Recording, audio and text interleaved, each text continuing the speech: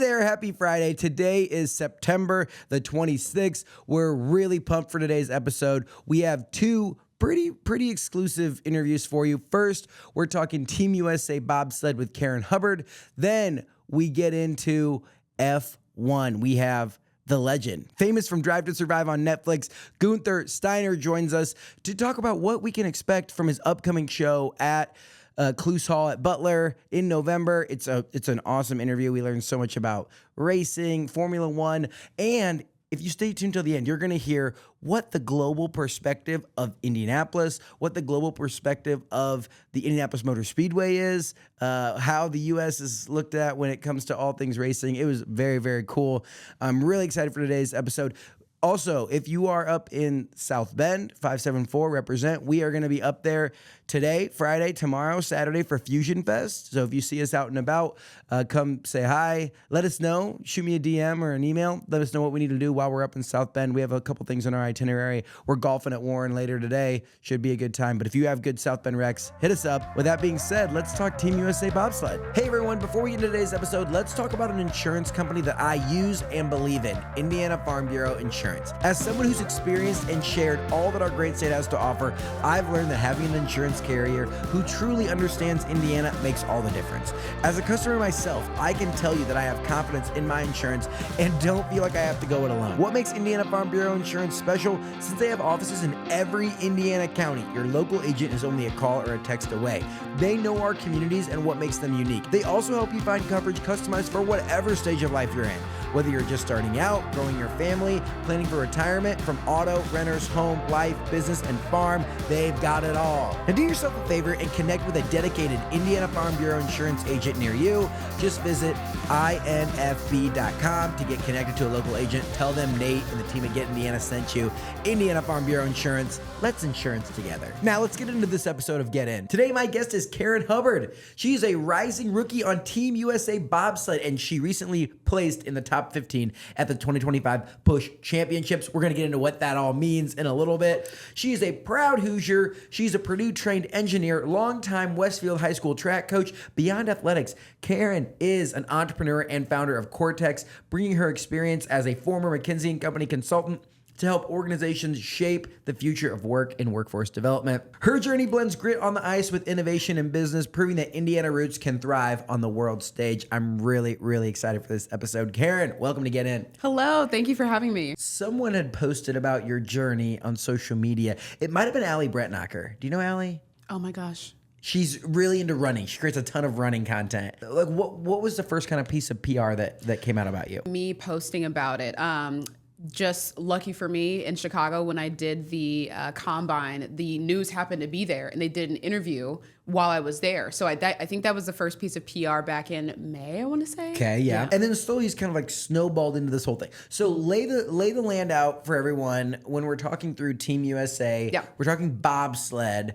Like I don't know any 6-year-olds that are in their youth bobsled leagues, right? So like take us through this sport. We're going to talk about background and some of that stuff a little bit later in the show, but let's talk about like what's timely, which is Team USA Bobsled. Yeah. Oh my gosh. So an incredible sport that I'm honestly new to, not only as an athlete, but just as a new novice to the sport and just learning about it. I think some of the stats I shared with you is that women weren't even allowed to compete until 2002 in the Olympics for bobsled. So it's still a very new legacy for women in general and women athletes. And I think something that I've learned myself is that it's very attractive to power-oriented athletes. So with my background being in speed, a lot of the women that I met on the team have a background in something that's power-related, whether it's Olympic lifting, whether it's track, and they were power sprinters, meaning you specialize in anything that is below 400, okay? Anything that's below 400 is considered like a power sprint. Yeah. Now, of course, like as a coach, I will loop in the 800, but that's a different conversation. But from Team USA Bobsled, it's just an amazing sport of power and speed. And I've learned so much about it, and I'm excited to talk more about it, too. Okay. Well, I guess before we get into it, we're going to make everyone wait and learn about the journey that takes to hopefully one day get into the Olympics. Like, that's the end goal, correct? Exactly. Yep. The goal is that hopefully this is like the first conversation that we have, and we look back on today and are like, holy, she won a gold medal. She made like, it, let's go. Like, that's sick. But before we get there, you have to listen to the whole episode for that. Well, let's start with, obviously, track is a big part. Like, sport, like, has that always been like part of your identity? Yeah, it's definitely been a really good chunk of it. I'd say that from a young age, I was introduced to tennis as my first sport. Which I don't consider that a powerful sport. Are you? Okay, you know what? Okay, that's fine. From like explosive, like I would say, like I don't see tennis translating to like the bobsled, but maybe I'm wrong. Prove me wrong. And you know what? The reason why I reacted that way is because like immediately whenever I think of tennis, I think of Serena Williams, who I looked up to, and she is a powerful woman. Yeah, in the sense of I'm wrong right there. So I'm like, I can think of a power athlete, Yeah, but of course fair. she's an anomaly in the sense of her frame and the strength that she has and how she uses it. Absolute beast. You're right. Powerful. I'm wrong. Hey, I'm not above saying that I'm wrong. I'm totally wrong. She's so powerful. That's so true. Okay. Right. So tennis was your first exposure into sport. Tennis for school, tennis for summer camp, tennis. Like, what level did you start to branch out and get involved in other sports? Oh my gosh, like below 5 years old, my parents got me into tennis, and that was something that came from just my parents wanting me to play tennis. So I did like some summer camps. I never got as far as like playing it in school though. What year, like when you were growing up, like what was the time frame? Yeah. Oh gosh, maybe 3 to 5. Okay. 3 to 5. Well, yeah. Sorry, what years? Like where were we at with Serena and Venus? Like where were we at in like women's tennis being Oh like, gosh. like I feel like they were kind of like Caitlin Clark before Caitlin Clark was this, like, you know what I'm saying? For like women in sport, just like pushing this forward and being an inspiration. Right. Like, I felt like that was like they kind of jogged so that Caitlin can like sprint. 2002, 2003. Yeah. Okay. I'm So also born in 97. So there let's you go. Oh, perfect. Yeah, Okay, there cool. we go. So in the sense of like that time frame, like I don't remember what was happening. I just remember watching their games and getting so excited. I'm like, oh, Yeah. their hair looks like mine. Like I'm gonna wear my hair like that. Yeah. So in the sense of just like, stats. So put this all into perspective. Yeah. At that time, you're watching Serena, you're watching Yep. Venus, you're like the pinnacle of tennis is going on right Yes. there. Like starting to go on right then. I don't know their entire like full like career, but I know they've been Right. prominent for basically our entire lives. Yes. But at the same time, women are just now allowed into bobsled in the Olympics. Exactly. So like put that on a perspective of like, oh wow, like certain things were like really pushing the envelope forward, and other things were like, take a little bit longer to Budding. Yeah, brand new. Yeah. Okay. So you get involved in tennis, and then you start to shift into other sports as well. Yep. And I'm assuming find a love for track somewhere along the way there. It's a funny story because like I kind of stumbled onto track. So following my stint with tennis, like for some reason, like we had like missed a deadline or something. I'll have to ask my parents what happened, but I got involved in ballet, tap, and jazz. My mother is a dancer, and she was like, I'm going to make sure that my little girl does ballet, tap, and jazz. So I was doing that for a while. And then something had come across my mom's purview for WYSI sports in Westfield. And at the time, I think it was track, baseball, and one other sport. My mom was like, well, you're going to be doing something this summer. So she signed me and my brother both up for WYSI track. And I want to say that was maybe 4th or 5th grade. I feel like I need to go and check my own stats. But we figured out I was fast quickly. They were just trying. Quickly. She quickly realized that she was quick. I was like, oh, I'm kind of, where's everybody else? Like, they're still running.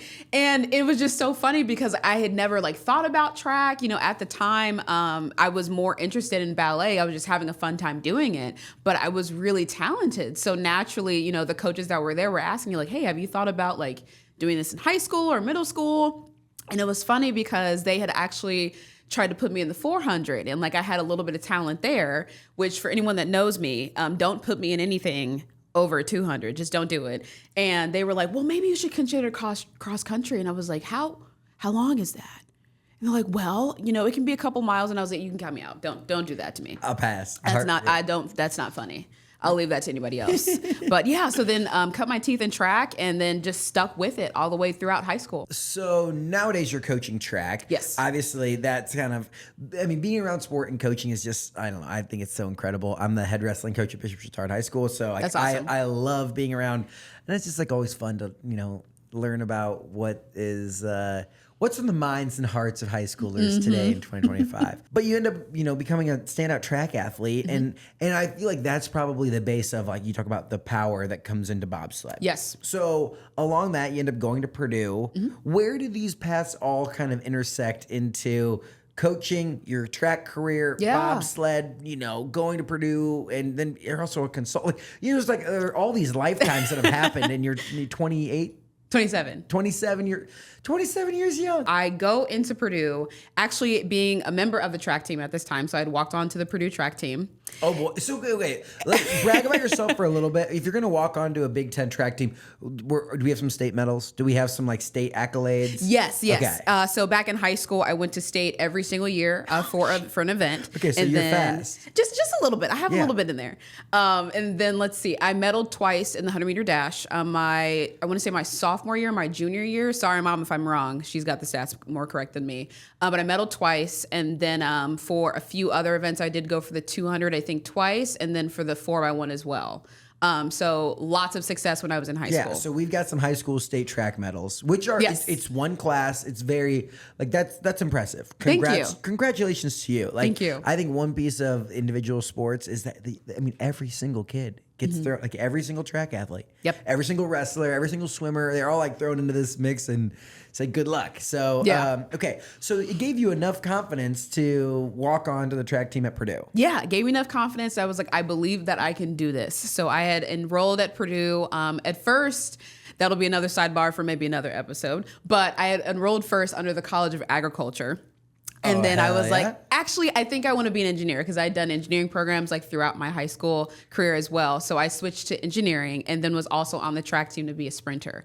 My body just could not handle the stress of both of them. And then that actually kind of revealed an autoimmune disease that I was struggling with. Oh, no. So that caused me to have to quit the track team and then just focus on my health and getting my degree. Was that hard? Oh my gosh. We talk about sport being part of your fabric from the time you were 3, 4, 5 years old. Talk about tennis all the way through. Great state medal accomplishments, and you're going to do this at the one of the biggest levels, in the Big Ten, right? And to have to give that up, is that challenging to navigate that while also some health complications and just figuring out who you wanted to be? It was almost like an identity crisis for me, Nate, because at the time I was like, I came here to be an athlete and an engineer. And I'm only getting one of them. And I had to honestly just sit down with myself, in the midst of that health crisis too, and just be like, okay, when I get through this, in some way, shape, or form, God is going to bring this back to me. I don't know if it's back on the track team. I don't know if it's a different sport. A lot of people don't know this, but I was like, okay, am I healthy enough to try another sport here? So I considered doing tennis at Purdue. Hey! And I was just trying to figure out, okay, are all these doors closed now? You have to be, you either have to be the most confident person or a freak athlete. Because I feel like a lot of people are the fact of getting to walk on to one sport at a Division I school would be insane to think about. If I get back on the circuit, I'll try. That's awesome. I love that. You never know. I could be just hiding out. But it did hurt my confidence for a while, but I was like, there's something that God wants me to do with this gift of athleticism. And if it's not right now, it's later. So in the sense of just staying healthy, I fought for about 4 years before I got to a solid state of just being healthy, where I wasn't going to the hospital or going to a doctor's appointment. It got really rough for a minute. Yeah. It was definitely an identity crisis for me. Yeah. So at some point, I'm not sure what that story looks like in terms of sharing it, but boy, oh boy, it was a ride to get back here. Well, here we are, and you're on the other side of that. Yeah. But at some point, you go from athlete to, I won't want to say mathlete, but I'll say you Big Four consulting. You're at McKinsey, which is incredible. It's either equal or more demanding than being an athlete. Absolutely. Whether you're traveling or you're just working late hours and you're getting compensated pretty well, but it's still a grind. Anytime I talk to people, not a Big Four guy here, but anytime I talk to them, it's it's like those first few years are a grind. Yes. So talk to us about that experience. Oh my gosh, I had no idea what I was getting into. When I was first introduced to just like the realm of consulting, I was like, does my engineering background like translate? Like, how can I use that? And essentially what I learned was my degree was how to solve problems in a systemized way. And you can translate that over into business very well. So once I kind of like understood what that looked like, I feel like the first part of just like learning what being a big 3, big 4 consultant already means is like just the recruitment process itself. They give you a lot of training before you even do the interview. So they're investing in you before you're even hired and before you're even selected. So that was like 3 months of prep of like case math, understanding how to like, solve a problem and then like walk through it, being able to do math without a calculator. And that like sent me over the moon because as an engineer, as you get into these higher level maths, like you're mainly using a calculator. It's a matter if you can use a calculator or not. So I was like, you want me to do this by hand and walk you through it? So that threw me for a loop. So just like learning what it means to solve problems quickly and explain and walk another person through it, that threw me for a loop. Now, after actually getting the offer and getting hired, that was where it got really interesting because I got to just become more aware of like, what does it mean to solve a business problem and what's of value to somebody else? And I never really thought in that way prior to. And I feel like, my engineering background did help me from like a problem solving and like quantitative reasoning, but being able to talk to a leader and deduce like what to do like right now to solve this problem and then what to do down the line. That was transformative, but like, oh my gosh, Nate, so many hours. Oh, I can only imagine. I had never worked so many hours in my life. And it's just a matter of like, it just takes a high volume of time to solve these problems and figure out what to do first. And I will always value my time there, but oh my gosh, it was a culture shock. Oh my goodness. Oh my goodness. Between that, like I feel like, big 3, big 4 or investment banking. Yeah. It's like, holy smokes. Yeah. Like your time is just gone. Completely. It's incredible. But it's like the thing is if you stick with it for, I don't know, however long, and then it's like you rise up the ranks and money, seems to come in after that, right? Like, you don't do so bad. Yeah. I was doing just fine. Yeah. Immediately. Yeah, I was fine. No. So, but then somewhere along this journey, bobsled comes into play. Catch us up on how you end up. Where does one start when it comes to bobsled? Oh my gosh. So are you more so asking like, how did I start? Because I have just, as you can see, it's the theme of untraditional is just there. Yeah. I mean, like, where was the first moment where you saw a bobsled or saw it on TV or something and you're like, you know what, I could do that? Ooh, let's see. So the first thought of like when I saw it versus when I could do it, those happened at 2 separate times. Yeah. So I've actually known Jasmine Jones, who's a current athlete on the women's bobsled team for a long time. Her and I had both done track in high school. And I believe where her and I met was when we were both doing USA track in high school together. So I'd been following her for years and she's been in the sport for a long time, I believe since 2018 or 2019.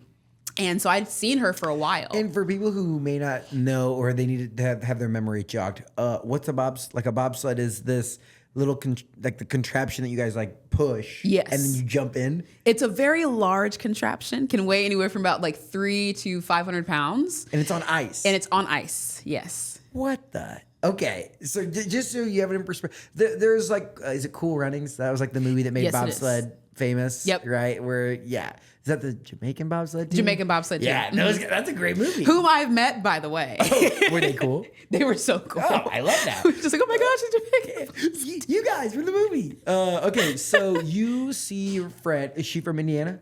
No, she's not from Indiana. Okay, so you see your friend that gets into bobsled somehow. We're still not quite sure how someone gets it. Well, we know how they get into it, but we don't know how they get into the sport.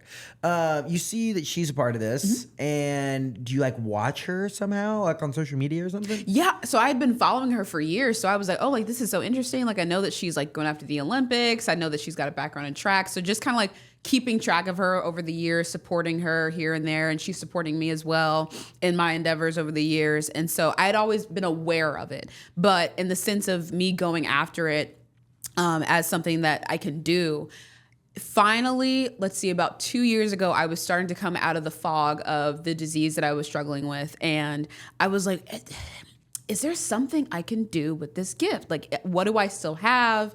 Am I able to move weight the same way? And as I was continuing to working out, I was putting up some pretty good numbers that were competitive. And like, with me being a high school track coach, I know what's competitive. I know what's good. I know what's collegiate. I know what's professional. Like, what kind of numbers are we talking about here? Okay, so Come on, brag about yourself. Let's hear it. I was still able to do like a solid like 3-rep max of like 355 on squat. And I was like, that's solid. That's solid. Like, I still have something there. Yeah. And I was like, okay, like I can do something with this. And I was playing around with my speed and I was like putting up okay numbers like on the 100-meter dashes. So I actually ended up doing a couple track meets. I signed up for a couple of like, open masters track meets that you can do as an amateur athlete. And I did a couple of races, like having not trained in years. I was like, let me just see where I'm at, like get a baseline, collect some evidence, if you will. And I was doing pretty decent. And I was like, I could do something with this. So like with a lot of prayer and reflection, I was like, okay, let me see what I can do in track. Like it's what I come from. Let me see what I can do. So I did a couple of meets. I'm competitive. I find some other sprinters like that are like my age or older that are faster than me, and I follow them to different track meets. So I continue to progress, and I was like, you know what? I think there's something here. So I'm still like, in prayer and reflection. And then I actually ended up being at one of my advisory meetings. I serve on a board. We were having a regional meeting, and I was talking with one of my colleagues about 5-year goals, just like general goals. And I was like, you know what? This may sound crazy, but like, I'm not sure how, but like, I really want to still go after the Olympics. Like, it's still been a dream of mine. I just don't know what sport it's going to take. And my colleague had mentioned to me, he was like, you know what? I just came from a combine for bobsled. And I was like, bobsled? And I was like looking at him. I was like, what do you do? Like, what does that mean? And he's like, well, like you do a combine style, like similar to the NFL. Like you just see like where you're at. And like based on how you rank, like they potentially invite you to like the next step of recruitment. And I was like, oh, okay. Now, Nate, at the time I had brushed it off because in about a month's time, I was actually supposed to be moving to Dubai. So I was like, Wait, what? Dubai? Just like... I was supposed to be moving to Dubai, yes. So at the time, I was also growing my business, Cortex. Yeah. And we had done a really good job merging this like talent AI workforce development program happening in Detroit that we've helped them form a partnership with Dubai.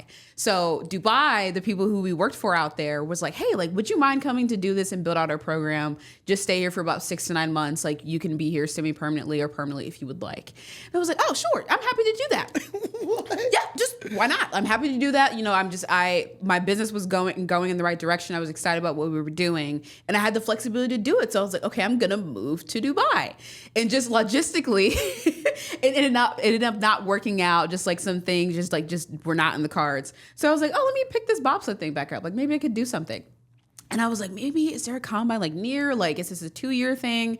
And as I started to do my research in February, I found out there was going to be one in like spring. I believe it was May. Everything is blurring together. Yeah. So I was like, okay, like I'll just train for this. So I hit up one of my coaches from high school and I was like, hey, I have a crazy idea. Will you train me for this combine? And he was like, you know what? Sure. Let's see how you do. You are at a philanthropic board meeting and one of the other members says, I just came from a bobsled. Why were they at the bobsled combine? Exactly. I was like, what do you... Okay, cool. But he was like, yeah, like I still have, a dream that I want to activate of being a professional athlete. And I'm just trying different things like based on where my athleticism is at.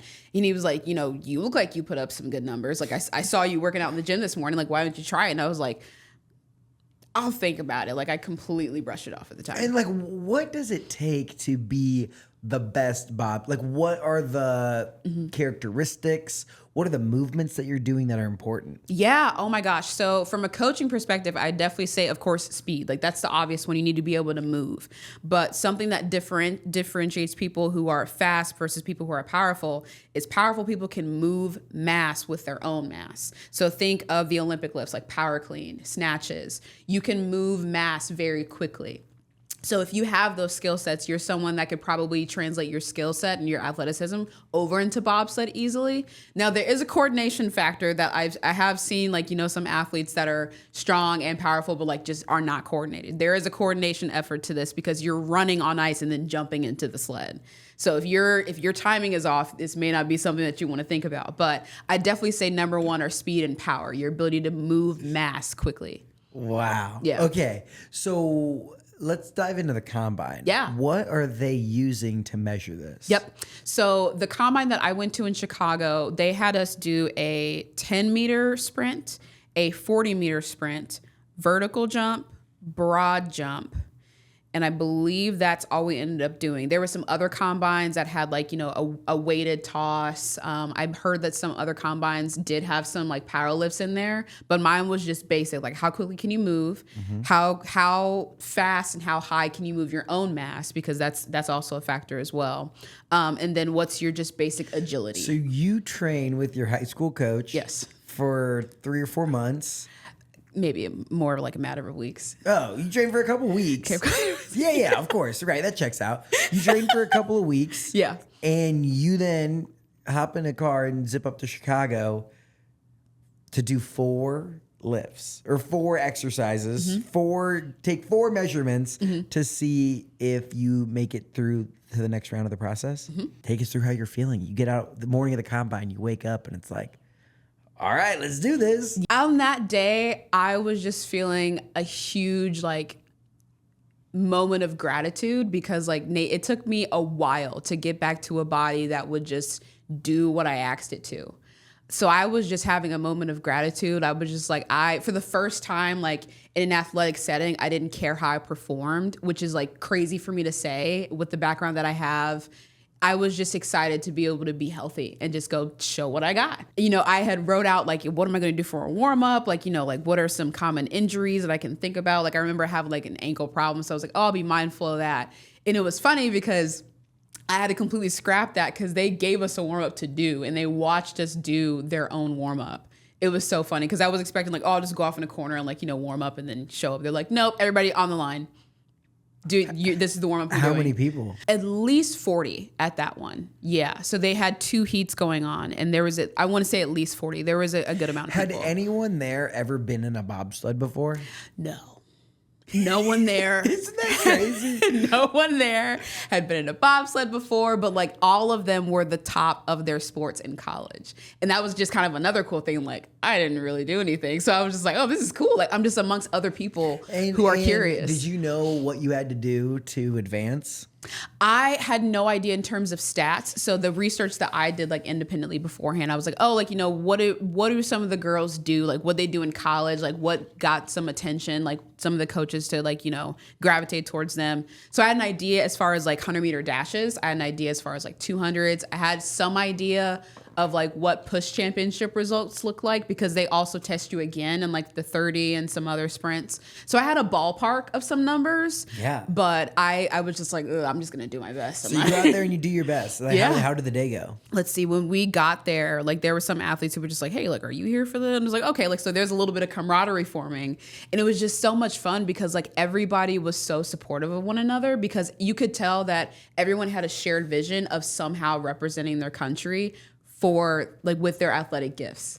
And it's just awesome being around those types of people. Yeah, and it's not based on the outcome of this thing, no one's going to be a millionaire. Yeah. It's we want to push each other as far as we can. And may the best person get on to the next round. Exactly. Yeah. Okay. So how did your combine go? I did really well. I was actually surprised. So I was just excited about of course what I was wearing because as you can tell I'm a diva and I was just pumped about oh I'm gonna be fast in my red and my mom came with me too. So she's filming and cheering and it was just so good to I was oh my gosh I forgot what it sounds like to have my mom in the background. Yeah. So I was just oh this is so nice and we ended up getting 2 attempts at each exercise. And for the 10 and the 30, I was okay, I'm solid. I was all right, that's not bad for considering where I was a year ago in terms of my 60-meter dashes. And then for the vertical, I was actually shocked that I ended up doing so well. I got the number 1 vertical. So I was kind of shocked by that. But I knew I was explosive. I knew that coming in, I can move mass. and I can jump. I know I can do those two things very well. Yeah, we move back. So I was like, I know I can do those well, so I'm relying on those things. But it ended up going really well for me. I got some good feedback from the coaches, and just, something that I learned in my engineering background is always have a question. So like I kind of pulled the coach aside and I was like, hey, like, where can I improve today? Like where are some things like that I could like obviously improve? Like what are some things that look like my strengths? Here's what I'm thinking. And then I ended up asking him, like, what's something about being an Olympian? Because the coach who was there, he's a coach for Team USA Bobsled, and he's a former Olympian as well. And I asked him, I said, hey, like, what is something about being an Olympian that like people don't really ask about? And he told me, like, it takes a lot more than you ever can anticipate, ever. And you need to be willing to become the person that can give up those things. And I was like, oh, okay, cool. So thank you for that. But no, it ended up going really well for me. I was excited. I met some really cool people that I still talk to now that are keeping up with my journey. So it all in all went well. How quickly did you get a call about next steps? Yeah, so they had told us that they wanted to finish doing the combines, and then they would take all the results from all the combines around the nation, in person as well as online, and they would rank us. And then they'll reach out to the top people about coming out to rookie camp. So they said, okay, you'll hear from us by probably next Friday. That combine was on a Saturday. So you're waiting all week. But then on Tuesday, I get a text from one of the coaches, and he asked me, what's your height and weight? And I was like, whatever you need it to be. Like, I can grow a few inches. You want me to be taller, shorter? Like, I'll chop off a couple pinky toes. What do you need it to be? Yeah. So that kind of gave me some hope. I got a glimmer of hope. And then that next week, I did get the invite to the rookie camp. So I was pumped about that. And that was like that's the first kind of step, as in like you're getting brought into the pipeline. How many rookies got invited to camp? At the time, there were 6 women and I want to say 25 men. So about 31 people. So there's only 6 spots for women? How big's a bobsled team? 4? So a bobsled team for women, it can fluctuate. So like for the World Cup team, they take anywhere from like 6 to 8 athletes. That encompasses the pilots. I was gonna say, but it's not 6 to 8 that get to run. No. How many get to run? 4? Depends on how many sleds there are for a season. So for example, we're going to have 3 this season. So we'll have 3 pilots that are driving, and then there's 3 brake athletes in the back that are pushing with them. So that's 3. Then they have an alternate. That's another 3. So in total, that's like what, 9? 9 per sled? Yes. 9 total. Oh, 9. Wait, 9 how many total? How many people, like if you do a run, how many people are in the bobsled? 2. Oh, it's only 2? Mm-hmm. For women. For women. For women, for men, is it 4? For men, it's 4, yes. Okay, so for women, it's a pilot and a pusher. Yes.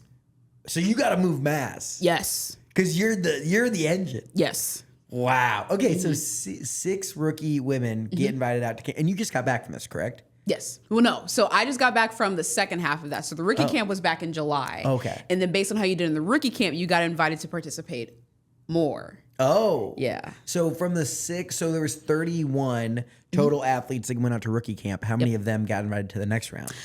For the women that got invited to the next round, 2. And then for the men, oh gosh, the men ended up actually performing really well in the rookie camp. From what I was told at the rookie camp, it was one of our best performing rookie classes. So quite a few men got invited back. I would at least say 8.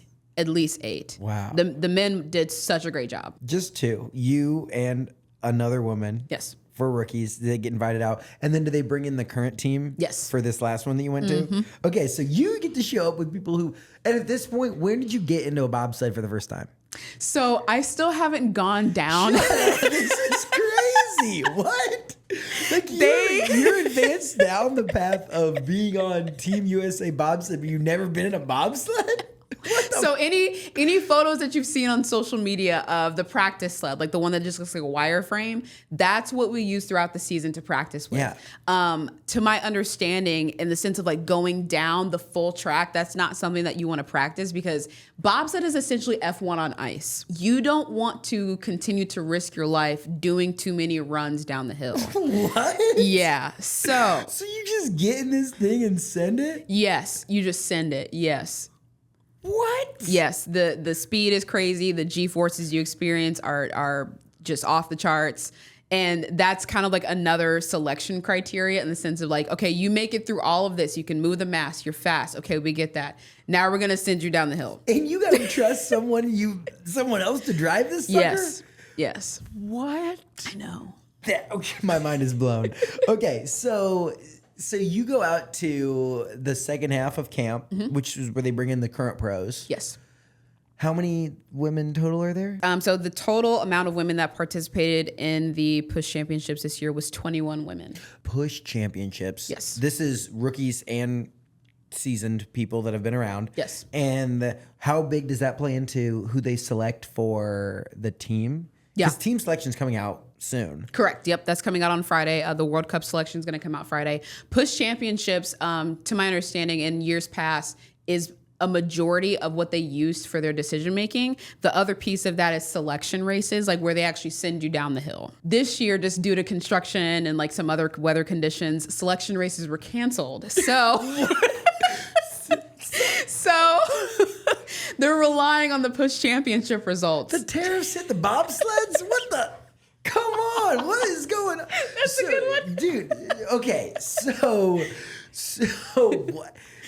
So we're going to pick our World Cup bobsled team, but there's a large majority, there's a high probability that members of that team will have never gone down a bobsled hill. Never gone down a bobsled, Do you call it bobsled hill? What do you call that? Like they've never made a run? Hill, yeah, run. of course. Yeah, it's industry terms, Yeah, right? right, industry Okay, terms. so Push Championship happens. You do very well at that.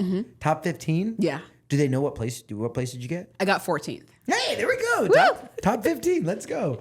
And that's, what are you doing there? You're pushing the wireframe? Yep, you're pushing that wireframe for time, and that weighs about 170 kilograms, and that's about 300 pounds. What are you pushing it on? You're pushing it on ice. What kind of shoes do you wear? You wear these incredibly sharp ice spikes that on the balls of your feet and on your toes, there's like over 100 of these little itty bitty spikes on your shoes so that you can stay on top of the ice. So with track, you have spikes that dig into the track. With ice spikes for like running on ice, you want to stay on top of the ice. You never want to get into the ice. Yeah. So there's like a whole bunch of spikes like on like the ball of your foot so that you can stay on top of the ice. For anyone at home, 170 kilograms is 375 pounds. Thanks for the conversion. Yeah. So there's this sled that weighs 375 pounds. It's on like little skis. Yep, they're on what's called runners. They're on runners. And you have ice spikes, and it's at a dead standstill, and they just say go, and you just start moving mass. Yes. Head up, head down. My head is down. Most people's head is down. So like whenever you see a lot of like bobsled pictures, you'll see like their helmets right there. Yeah. So your head's typically down. And you're just head down, churn. Going. Just like move. And how far do you have to move it? You will run that typically about 50 meters down a hill. 50 meters down a hill. Down a hill. And you have to be able to keep the speed because that's getting you the speed that's going to carry you all the way. Correct. How long's the run? They can be anywhere from like 50 seconds to a minute, favorably shorter. Holy smoke. Yeah. What? And then with this Push Championship, do you have to jump in too? Yes. You have to jump in with spikes on your feet? Yes. Where do you... what the... Okay, so how many chances did you get? You get 3 chances. So you and 20 other women are competing for a few spots. Where was this at? This was in Lake Placid, New York. The IBSF World Championships, also in Lake Placid. There you go. I need to get my mind fixated on what's going on here. That's the World Sliding Championships. This is solo. Holy shit. So what you're looking at is currently skeleton. What does skeleton mean? Skeleton is where you have a sled and you can see that you're on your stomach sliding down. And they do have a different like track and route than us, but that's also considered a sliding sport. What the? The environment of Push Championships is insane. It's like being in a club. It's insane. Okay, are you on the side or are you behind it? I'm behind it, so I'm pushing from the back where brake women are. Yep. And we're pushing from the back because we're brake women. Now you can move up to being a pilot to where you'd push from the front bar on the left And or then the you have right. to jump over the bar? Yes. Which is what I'm aiming for, by the way. Oh, really? Yes. Okay. I want to be a pilot someday. So you go out to the Push Championships. You placed 14th. So you're feeling optimistic. Yes. How long was the camp? The camp itself was about 3 weeks. I was there for 3 weeks in Lake Placid at the Olympic Training Center. 3 weeks? Yes. Week 1 is development camp, like where you're focused on the technicalities of just pushing the sled, not running with it, just pushing it off the line. And then the second week is performance camp. That's when we were integrated with everybody who's currently on the team.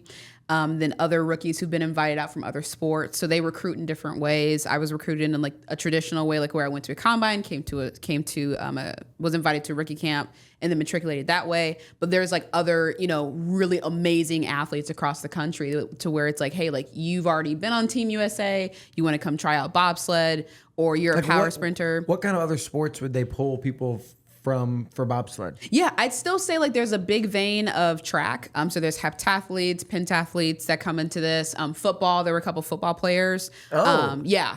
Like anyone that you know? Not that I can think of, but these are definitely guys who have like been through the recruitment of the NFL and they know that they have a skill set, so they've come over here as well. So that was really cool to see. No, they're like going for like sacking the quarterback to like, yeah, I'm on a bobsled. Like TBD on if I'll ever get in an actual sled and go down and do a full run. We're not sure where that part happens. Right. But this is sick. It's pretty sick. No, it's pretty incredible. 3 weeks, you're out in Lake Placid. Yep. You get 14th. Yep. And then, like, what do they, when you're wrapping up camp, what do they say? Yeah, so this season is very special because we're in an Olympic year. And in an Olympic year, the focus is the Olympics. So there's women who've been on the team for years that have been training for this moment. There are women that like are planning to retire that have gone to Olympics that are like that are training for this and focusing on that. So the team atmosphere is very much so oriented around this being an Olympic year. How many women were there at this camp? Let's see. There were 21 women. 21. Mm-hmm. And how many make the final cut? The final cut, I think, is going to be about 8 plus a couple of alternates, depending on what they do. Because like the season is so long, they've still got, 5 months of competing to get through as well. How big will Team USA be?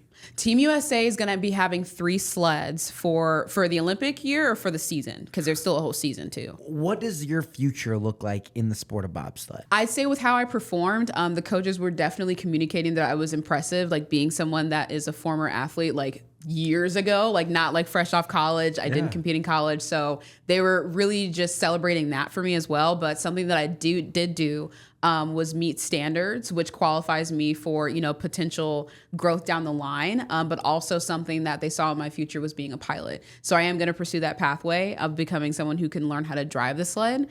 So that's... so at some point you're going to have to go down. So at some point I'm going to have to go down, and preferably for me, like that's where I want my future to go. Huh. With this year being an Olympic year, it's going to be really tough to just get women in general on some of the other circuits that happen. So there's the World Cup, there's the European circuit where you tour in Europe for 4 months, and then there's the North American circuit where you stay in North America and do races in America as well as Canada. Where are the nearest bobsled races to Indiana? Nearest bobsled races. So in America, the nearest tracks are going to be, let's see, Park City, Utah, and then Lake Placid, New York.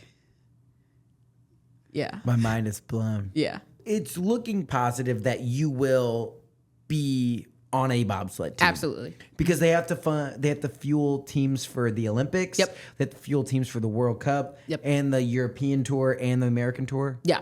So there's lots of options. There's lots of options. And there's 21 women that are kind of like our finalists for this. The thing is, too, like with the standards that they have and how quickly you meet them, that accelerates your progression pathway into the sport. So with me hitting them so early on, like that accelerates my pathway. So everyone's journey looks a little bit different, but I think I'm in a really blessed spot to be healthy, to be able to be somebody's replacement.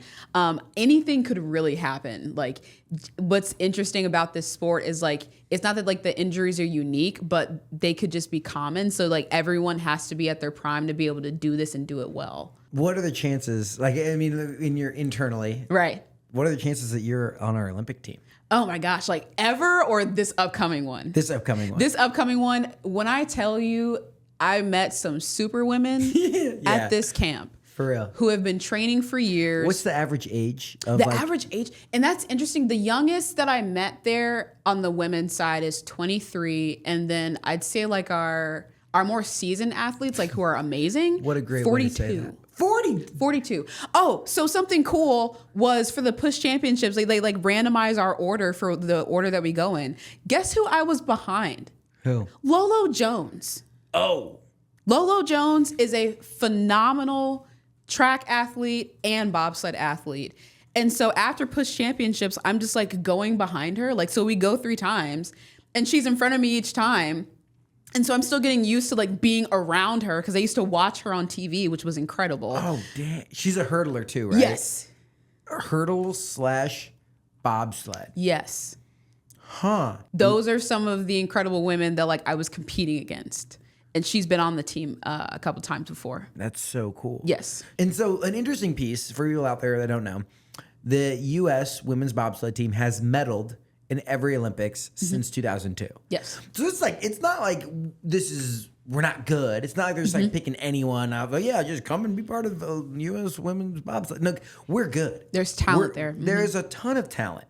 So whether or not it's this Olympic cycle, but also knowing that you could potentially do this well into your 30s, like you're like kind of hitting the sweet spot. Like you're getting in and you're hitting your standards at the right time. That's wild. It's insane. It is literally insane. So like I said, like meeting the standards, like that definitely places you in the running for World Cup selection. But with it being an Olympic year, there's some women that are in front of me and who are holding the line on that spot. Amen. And I'm cheering so loud for them. Yeah. And it's like, you just got to keep working. Exactly. Especially it's like, I don't know, like you haven't been necessarily for the last, since high school, like training at a peak level. It's like you're still like making those strides. Yep. But if you just keep, focused and keep going, it's like someday the time will come, right? 100%. And I am very eager to hear about the experience of like going down a full run for the first time. I'm so excited for it. I think that's going to be equally amazing and also terrifying. So here's the thing. Here's what is going to come to shock people or, enlighten people. You make Team USA for bobsled, you automatically sign in deals with Nike and make millions of dollars and like get to do this whole thing? Honestly, the shocking reality of being an Olympic athlete, being a Team USA athlete, is that your journey is majority self-funded when you're on Team USA bobsled. When I say majority, I actually mean entirely, in the sense of like covering your gear, covering your travel. Like they're like, congrats, you made Team USA. Like, here's an invoice. Yeah. It's that's the reality for a lot of Olympic sports in general. And I think that, there's strides being made in track and field, for example, with Athlos. With me being a startup nerd, like I can see like, the excitement's heading towards that. Yeah. Are those the ones that did the like 5Ks? Like I just watched one where they hosted like a 5K and they made it like a spectacle, and there was prize money and stuff. Like it was in New York City, and it looked fire. That sounds about right. Yeah, like they're doing cool running events. Yeah, and like making it cool so that there's like it's more glamorous to be exactly these. I mean, it is really cool. Like Cole Hocker wins the Olympics, and it's freaking phenomenal. Like so cool. Honestly, like maybe I'm just a bad fan. I have not watched him run anything. I don't know if he has run anything. Like I'm sure he has. But definitely. Like, I don't like. But if he's competing for America, then I'm in. And if it's easy, like it was, I just flipped on the TV and it was there. Exactly. Versus like some of these things can be hard to track down. Yeah, they are hard to track down. You're right. Yeah. So even from a fan standpoint, like just you talking about your experience of like, I don't see him like unless it's the Olympics, right?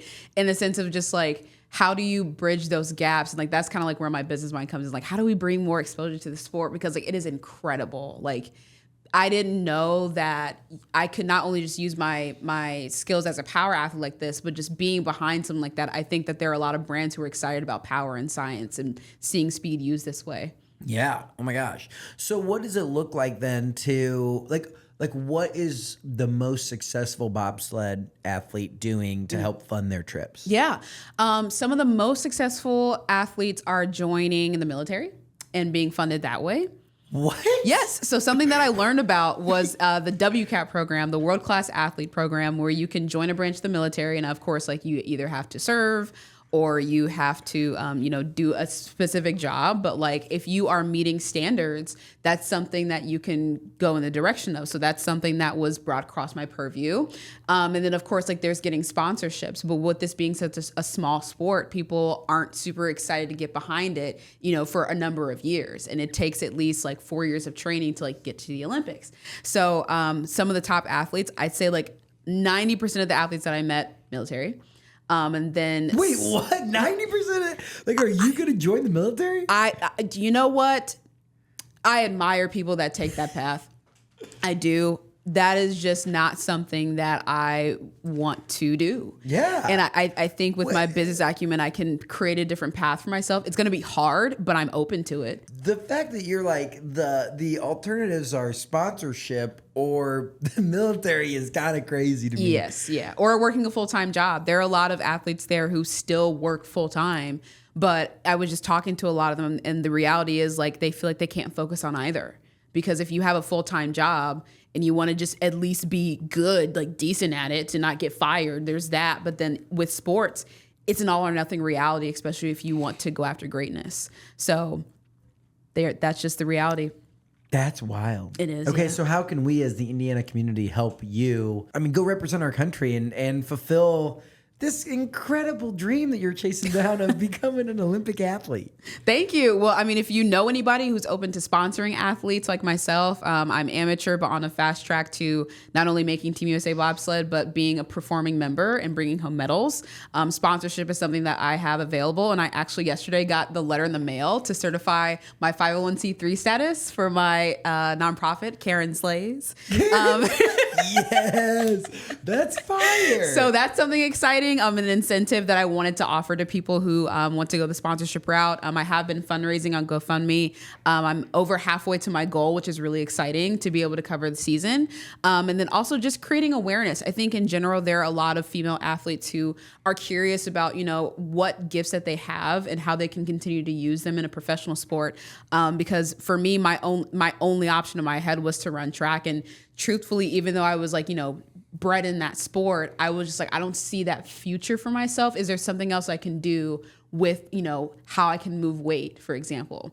Had it not been introduced to me like by my colleague, and had I not been following Jasmine Jones, I wouldn't have known about it. And I just would have, done something else and probably have been great at it. But the fact that I can entertain this route now that I know about it is so exciting. And I'm just so pumped to take people along the journey with me. Is Jasmine Jones still a part of the bobsled? Oh, yes, absolutely. And she's killing it. She got first at Push Championships by like a huge margin. And when you start to learn more about the time, like you'll understand like what the difference is between like in track, for example, with like, an 11.9 versus, a 12.9. Like she is just incredible. So shout out to Jasmine. Shout out Jasmine.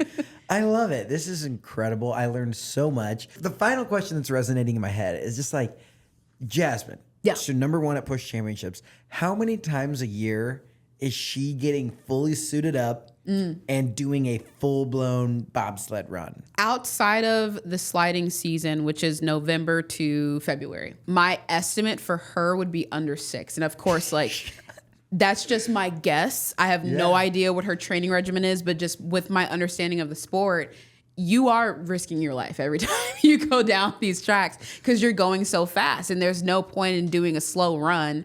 And then even with the pilots, for example, because Jasmine's a brake woman, even with the pilots, like how they learn the track is by doing track walks and studying the track and memorizing the turns because you need to be able to drive them. What? So this is crazy. I know it's amazing. Honestly, like I'm never gonna let this go. It is 100% F1 on ice, and I'm a huge racing fan. Like, of course, I'm a Hoosier. I'm a racing fan. Yeah. Major F1 fan too. So I'm just like I can't help but see the parallels, and it's so exciting. Yeah, absolutely. F1 on ice. We just interviewed Guenther Steiner from Drive to Survive. Stop. Yeah, he's coming to do a show at Cluse Hall at Butler. Oh, that's awesome. Yeah, he was awesome. Super good dude. Very cool. But we have F1 and we have F1 on ice. There you go. So spectacular. Karen, this has been an incredible. I just like I'm blown away. I learned so much about women's bobsled. The fact that it's only been an Olympic sport since 2002. Kudos to you. I think a lot of times people grow up and they stop having dreams that don't involve a bank account. You're told to, go to work. You're working in big consulting. You could have made $1 million, bought a lake house, and chilled. Right. But I think to still pursue something that feeds your soul and to go out and compete, that just says a lot about you and your character. And I do hope listeners and everyone helps, at least follows along on this journey. I think that it's so cool. I hope it encourages people to whether your dream is to be an Olympic athlete or your dream is to run a 5K, right. get your ass off the couch and go do it. Like, Do let's it. make it happen. Just do it. Yeah. Oh my gosh, this is awesome. We do have 4 questions left for you. Let's do it. Okay. So this question is brought to you by our friends at JC Hart. They're a leader in creating enjoyable living experiences at apartment communities all across Indiana and beyond. Check them out at home.jchart.com. My question for you, Karen, why do you call Indiana home? I'd say home is where the heart is, and I think that just throughout the years, I've been so supported in no matter what I do, from academics to engineering dreams to agricultural dreams.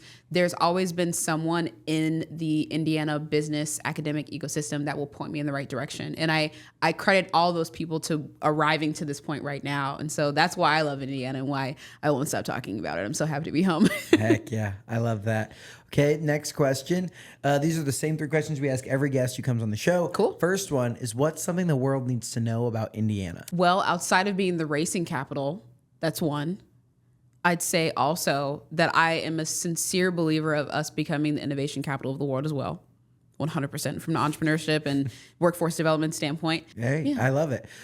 This next question helps all of us uncover some new pieces of the state that we might not have heard of. What is a hidden gem in Indiana? I'm a huge fan of coffee, and coming home from Lake Placid, just so sorry to Lake Placid, the coffee there was just not as good as it gets in Westfield, Indiana. And there's a coffee shop in Westfield called Rivet. I love them so much. That's the first place I came when I got To Rivet. to Rivet. The little house coffee shop. Yes, and I was so excited to see their fall selection. I was like, I need that cold brew right there. Hey, there right it is. there. Rivet. That is a good little hidden gem. I love that. Finally, this helps us identify new guests or other people that we just need to know about. Who's a Hoosier we need to keep on our radar? Someone who's doing big things. Is it cheating to give you 2? No. Okay, cool. Okay. So one of them, I'd say, is Freddie Hubbard. He is a famous trumpeter that unfortunately has passed, but he is known as being someone who was a monster on the trumpet. And Is this a relation? yes, it is. He is my great uncle. And Great Uncle Freddie. yes. Oh, Uncle that's Freddie. so cool. And every year, I want to say like late summer, maybe early fall, the Jazz Kitchen does a tribute to him. And I just came from one. And it was just amazing to hear them celebrate his memory and what he did for the jazz community. So that's one.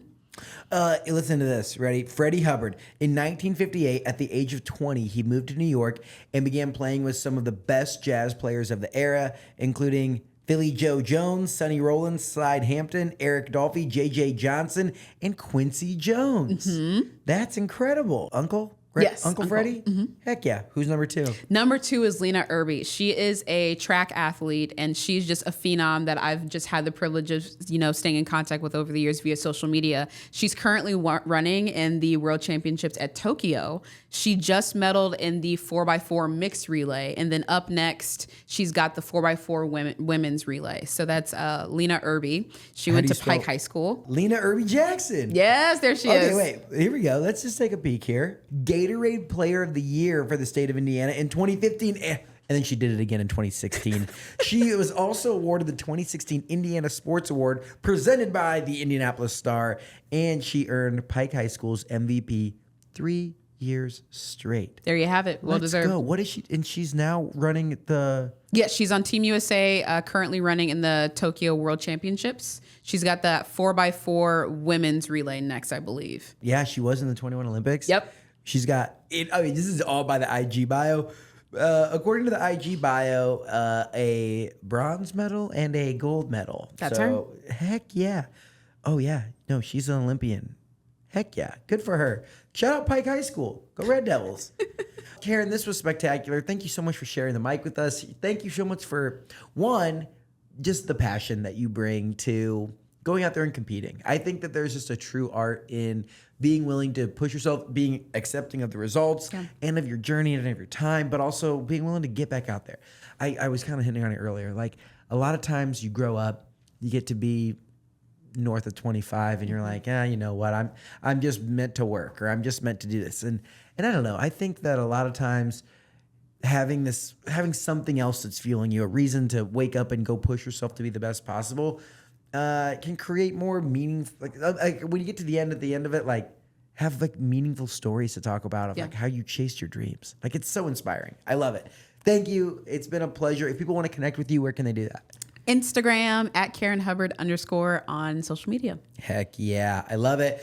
And I'm assuming there's a link somewhere on there for the GoFundMe and all that jazz. In the bio. In the link in the bio. Check the link in the bio. Karen, it's been a pleasure. Best of luck. We'll be watching for the news when it comes out on team selection for Team USA Bobsled. Let's go. I know, right? So fun. Keep up the good work, all right? Thank you so much for having me. That was a crazy interview. It's wild that they're just ripping the bobsled only a couple times a year, not all the time. We just learned about F1 on ice. Now we're going to transition and learn a little bit about F1. This is an exclusive interview with Guenther Steiner leading up to his show he has coming up at Cluse Hall at Butler. Today I'm joined by Guenther Steiner, an American motorsport engineer who was team principal of Haas F1 team from its launch in 2016 until early 2024. Previously, he held technical leadership roles at Jaguar Racing, Red Bull Racing. He rose to global recognition via Netflix Drive to Survive and is now a commentator, author, and a public speaker. And he's going to be hosting a live show at Cluse Hall on November 14th.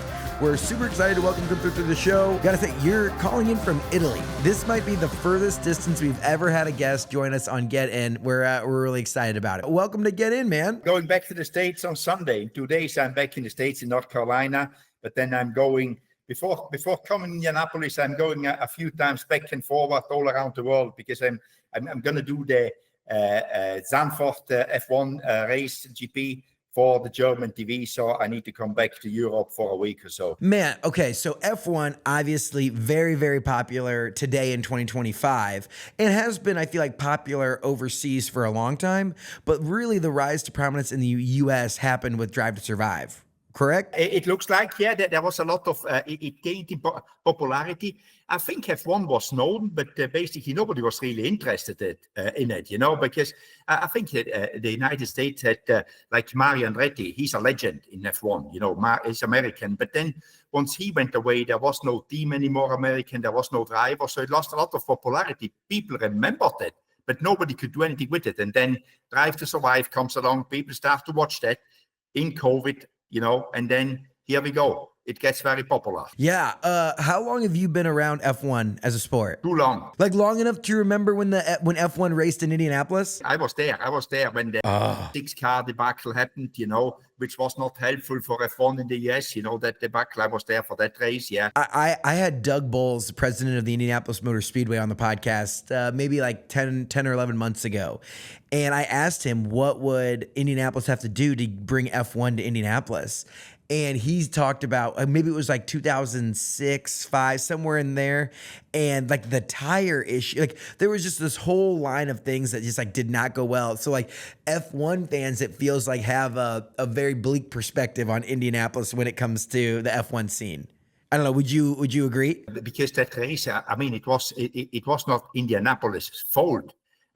Just the loads on the tires, they were too high. The tire manufacturer, one of the tire manufacturer, obviously hadn't done their homework right. And then they got to Indianapolis and the tires didn't stand up. And obviously, going around, in a banking in Indianapolis at full speed and the tire blows up, that's pretty dangerous, And so they decided they would not allow their tires to be used. And what can you do? If you have no tires, no race, So, but nobody can blame Indianapolis for that.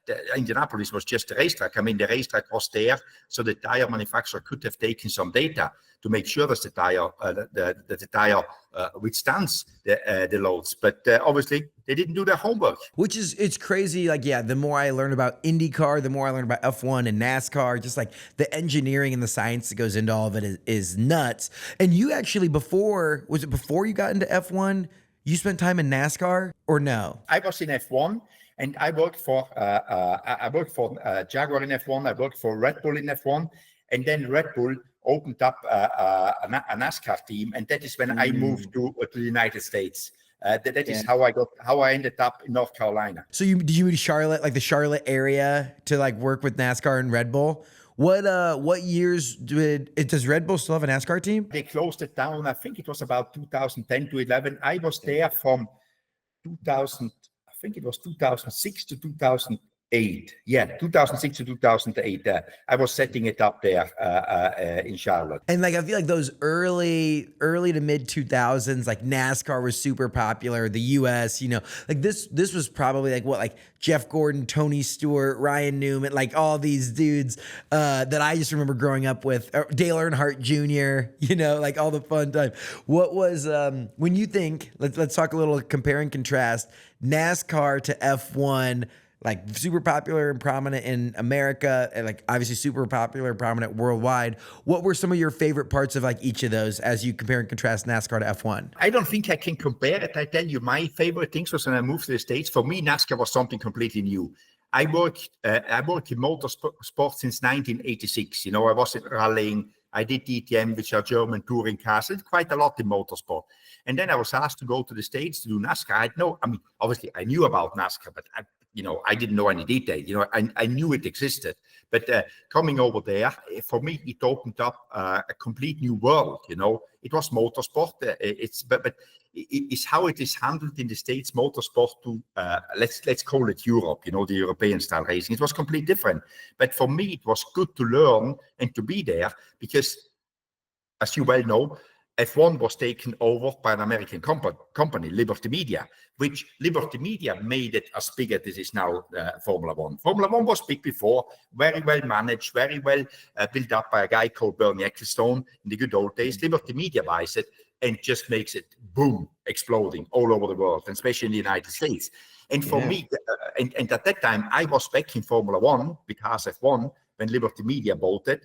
And for me, I understood the American way of promoting sports, of moving. And so I had a big advantage to my peers in Formula One because I knew the thinking and what needed to be done. And I sometimes was used a little bit, because in Europe, I'm well known in motorsport because I'm in there so long, not because I'm good, just like because I'm there so long, So I was a little bit the translator for some of these people, what Liberty Media wanted to do, because I understood it, because I lived in the United States. So if you know the culture, it's a big advantage. So for me, it was very good that I actually went to the United States just to learn another dimension of sports marketing. How would you describe the average Formula One fan across the world? Like if you had to describe like what they look like, what they do, what's their job, how would you describe that? I call it with the boom of Formula One.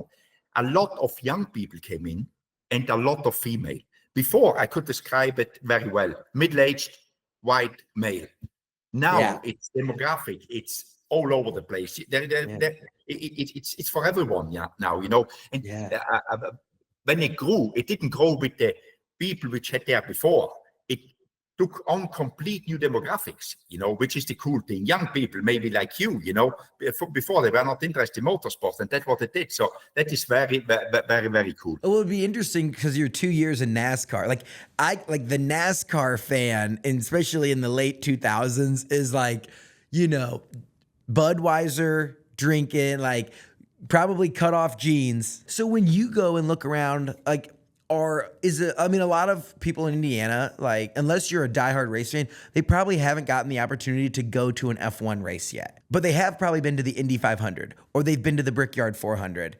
Talk to us about like the atmosphere at a Formula One race, whether it's on the Vegas Strip or in Austin, right, or down in Miami, or maybe even one of the ones across the Atlantic Ocean over in Europe.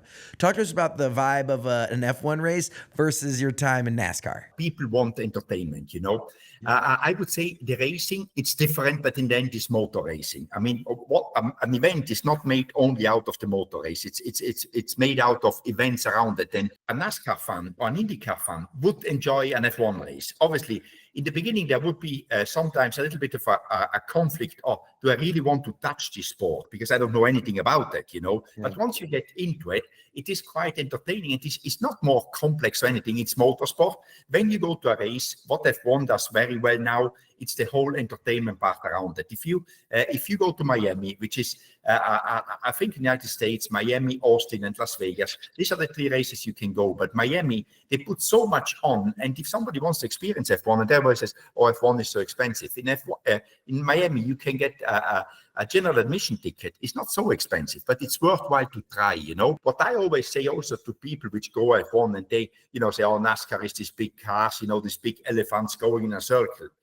I say, go there and experience it. It's pretty cool. When I got there, obviously, I was told, "Oh, they go in a circle, it's boring." But going in a circle is not as easy as it looks like, and it's not boring if you know what you're watching for. It's not better or worse. It's just different. Like one thing the Indianapolis 500 is really well known for is like the tailgate, the environment, the party going on in the center of the race while the Indy cars are going around at 225 miles an hour around the edge. Are there tailgates at F1 races? Like, do people have like their infield party type thing? Not like I've been in Indianapolis quite a few times, and I went in there once, never again. I got scared. I'm too old for that stuff, So no, there is tailgating on. It's different, it's at a different level. But for example, in F1, there is concerts in the evening. There is something similar going on, it's like people are just partying, Obviously, yeah. Indiana, the snake pit, that is quite something particular. You don't have a snake pit in F1. Oh, I have not seen it. Like I don't think F1 hasn't got the Talladega infield parties, because they are very famous as well, So F1 has got their own parties as well, but there is tailgating, and it's just maybe a little bit different, but it's going on, obviously, yeah. What is the Indy 500 of F1? What is the Talladega of F1? What race is that? I would say the Talladega, I would call it Monza is the Talladega of F1 because it's in Italy, in a park, What's it called? Monza, in Italy, Monza. That is for me Talladega. A lot of Ferrari.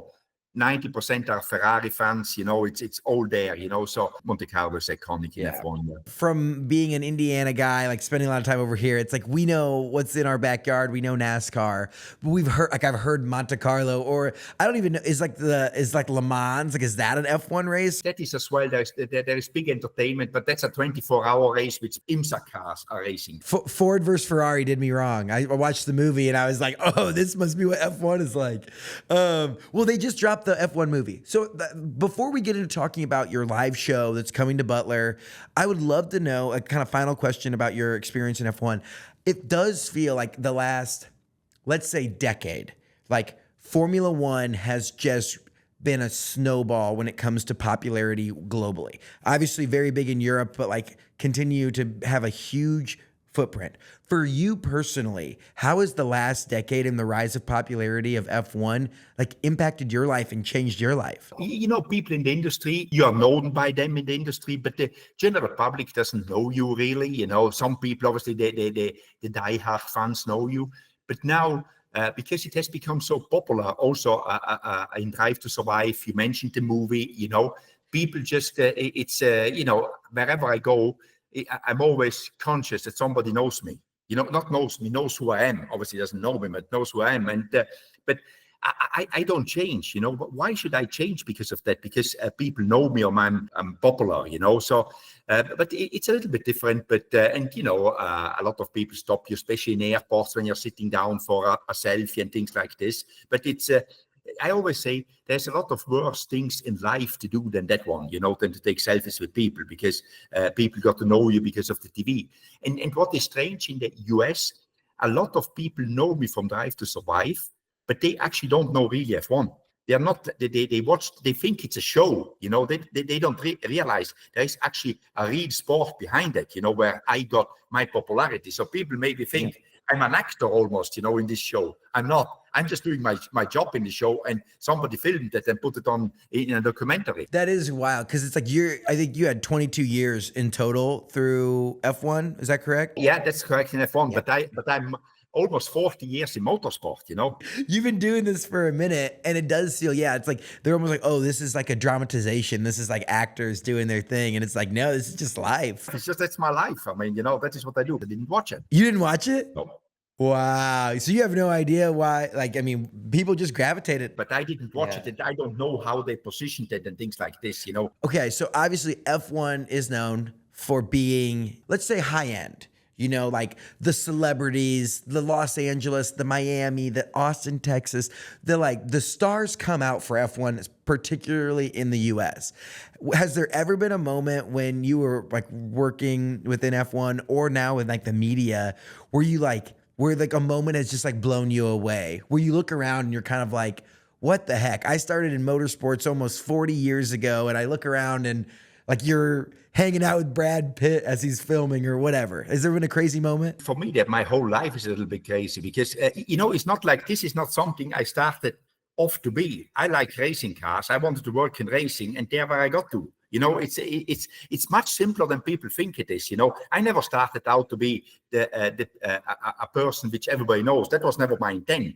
So if you don't intend to do this, then and it doesn't come from one day to the next. It grows. You get there, and after a while you get used to it, and you meet these people which I feel privileged to meet all these people, able to meet them because of what I have done in my life. It's pretty cool to do, but I'm not like, sometimes you think, where did I end up without wanting to end up here, without trying. It just happened to me. So somehow in this 40-year career in motorsports, you ended up getting to a point where you're an author, you're famous on Netflix, you're like, doing public speaking, and you have this tour where you're doing live shows. And one of those live shows is going to be here on November 14th at Cluse Hall at Butler here in Indianapolis, the racing capital of the world.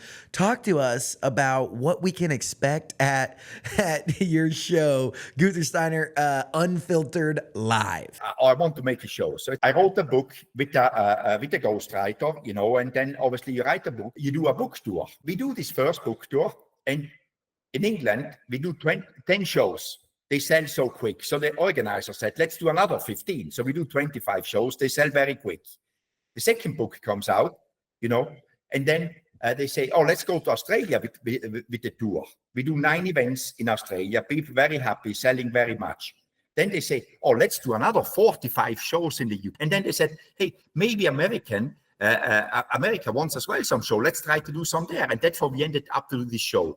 To do the shows, because in England, we sold out almost every theater we went into it. In Australia, we had one theater with 2,600 people in there, which is pretty big, for a book tour show. Yeah.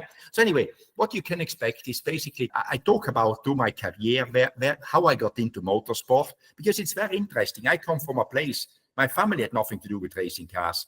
I had nothing to do, but as a kid, I just loved racing cars and ended up to work in the racing car, starting off as a mechanic.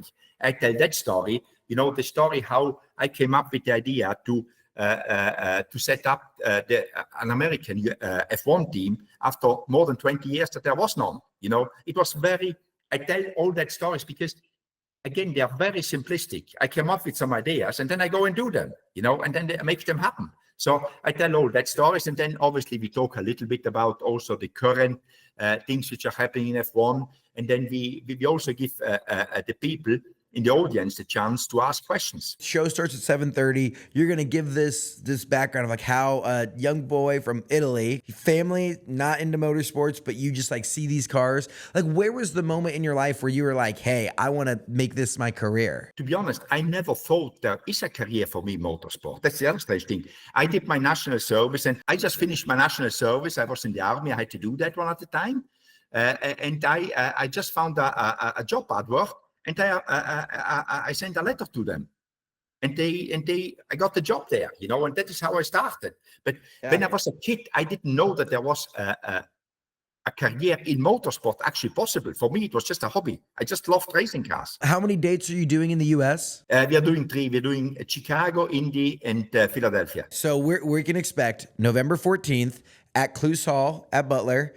We're going to talk through your journey from Italy through motorsports to F1 and then NASCAR and back to F1, like all this crazy. And what I do believe, and you can correct me if I'm wrong, you'll also talk like the unfiltered piece of after your 22-year career ended. Like, I know you have some quotes out there about like the wrap up of your time in F1. And what I have to mention as well, because I forgot to tell you, Nate, is I'm doing it with the ghostwriter of my book, because when it came up, I said, I need somebody there which keeps me always challenged, which puts me on the spot. And he knows me in and out because he wrote my book with me, so he's there with me as well, James Hock, and he is like a Q&A and session.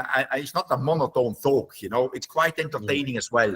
We crack also some jokes, we are pretty good at that one. So there's a lot of entertainment factor in there as well. We tell the story how Haas F1 happened and how Haas F1 unhappened for me anyway, because it's still there, I'm super excited. November 14th, 7:30. The final question that we're going to leave you with today. Actually, I have two. One about Indiana, one about Indianapolis, and one just in general. You've done a lot of these tours so far. There's a portion of the audience where they do Q&A. Are there any memorable questions that someone's asked you that stand out, or like weird, wacky, like someone asked you like the craziest question that you did not expect? Always a question you're not prepared, you haven't heard before. That's what amazes me. And I always let people know, I need to think now, because this is not a question, but I don't remember one now in particular. But I'm hoping, because we are in the States the first time, we have been in England. So you can imagine the questions are also there from territory very similar. But I hope that in the States, in one of those places, especially like Indianapolis, because it's, there's a lot of racing going on there, somebody will come up with a question which puts me on the spot. Absolutely. Well, my final question for you, obviously, this is the Get In podcast. We highlight all cool stuff happening in Indiana, what's going on here. Obviously, when a previous Formula One principal is coming to town and putting on a show talking about racing, like we're going to be excited about that. From your perspective, like from Italy, growing up, when you heard Indianapolis or the Indianapolis 500 or just thought of Indiana in general, like what were your thoughts? Indy 500 was always one of the races I wanted to go when I was already working motorsport, because with the most people there, it's a big race, it's huge. And when I was in NASCAR, I couldn't go because in parallel there was the Charlotte 600. It's always the same day. So I couldn't go. But the first year I was not in NASCAR anymore. I went to Indy 500 because it was one of my dreams to go there, to watch it. And, and when you get there, I've seen a lot of things. I've been in Monte Carlo. I've not been on the Le Mans 24 because I didn't have time yet, but I've been all around the world on races. When you get the first time into to the Speedway, it blows you away. I can tell you, even if you have seen a lot of stuff in your life, in racing, it's like, the amount of people, it's just like the size, the passion, what is going on. It's something amazing. I mean, the 500, I was there also. I wasn't there this year because I was on tour with my show. But last year I went there with my family. I was there. And, when I can, I go there because obviously you can imagine I know a lot of people, even in IndyCar, there I've got some friends and it's always a good time. I always go. I try to go to the Daytona 24 hours and to the Indy 500 just to meet people and the spectacle, and as you say, it is one, if not the biggest race in the world. The more I get to talk to people, whether they're from Indiana or when they're from around the world, like the Indy 500 is just a spectacle and one you have to see to fully embrace and understand.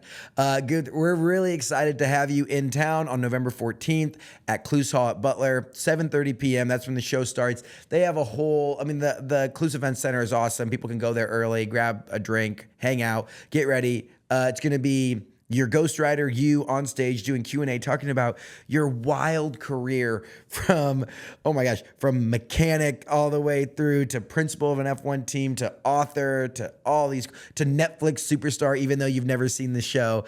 We appreciate you giving us the time today, man. Hope you enjoy. It's a Friday afternoon in Italy, a glass of vino, hanging out. Thank you very much. Take it easy, man. Talk soon. Thank you, man. That's a wrap on this Friday. I hope you have the greatest day, the greatest weekend ever. We're in South Bend today. We're in South Bend tomorrow for Fusion Fest. Then we're coming straight back. We're going to Oktoberfest with the Indy 11. It's going to be a great time. We'll see y'all downtown. Don't forget, if you like the show, if you like these styles where we have a few different interviews, let us know. Shoot us an email, a DM. And as always, please, if you could, leave us a fair and honest, maybe 5-star review on Apple, on Spotify, wherever you listen to your podcast. Subscribe on YouTube. Do all the things. Help us keep telling stories of what makes the Hoosier State so inspiring. And we will see y'all on Monday.